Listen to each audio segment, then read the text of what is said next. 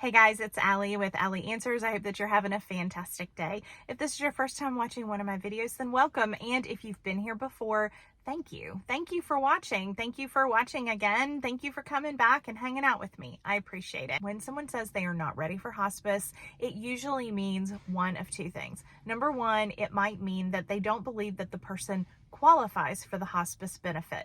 I can tell you that most doctors do not refer to hospice soon enough. Statistically, across the board, most people who are on hospice are on hospice for a very short period of time, and most of them could have been on there for weeks, months longer than they were. So if the person does not qualify, I will tell you that they will not be admitted to hospice. Hospice is covered by Medicare 100%, and there are no costs to you. Some insurance policies, if you have a private insurance policy, might have a small copay. Because Medicare covers the benefit 100%, they have very strict guidelines about who is admitted to hospice. So you don't really need to worry that your loved one isn't ready for hospice unless they are still pursuing curative treatment for their disease process. So in the case of cancer, if the person wants to stay on chemo treatments, for example, they may not be able to qualify for hospice because of that. But when most people say, we're not ready for hospice, what they really mean is, we're not ready for grandma to die. We're not ready to say goodbye to dad. I'm not ready to admit that my sister might be ready to leave this world. In that case, I need to talk to you. Hospice is designed to help the person who is the patient to be more comfortable, to avoid unnecessary hospital visits, to treat things like nausea and pain. But they are also designed to help the family get ready. It's not just the patient who has to get ready for end of life, it's the family. And what hospice does very well, if you choose the right company, is help the family see what's happening and prepare themselves for it.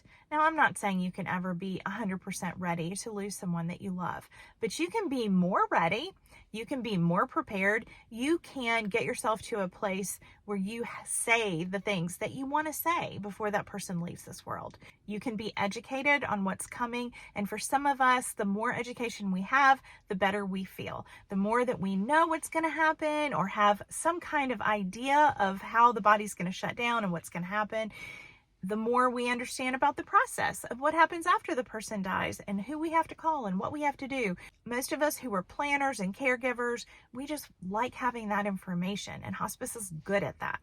Hospice is not legalized euthanasia.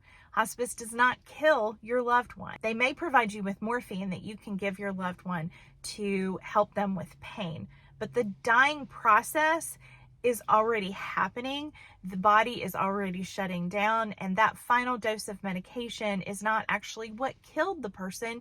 It is their disease process that they were admitted onto hospice for, because as I said, Medicare has a very stringent guideline and you can't just go on hospice for no good reason. I'm going to link some videos down below about qualifying for hospice, so if you have any questions about that, you can investigate further.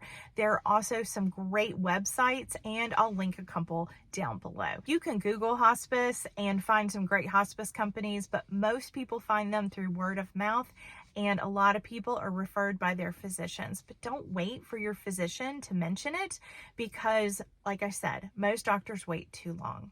Hospice can be a tough thing to talk about, but you know what's worse? Not having support, not being prepared, not knowing what's going to happen. Untreated pain, untreated anxiety, and lack of family support can create a tragedy where instead it could have been a painful loss. If you are a caregiver of someone that you love, I appreciate you and I appreciate all that you're doing, and I want you to have the support that you deserve.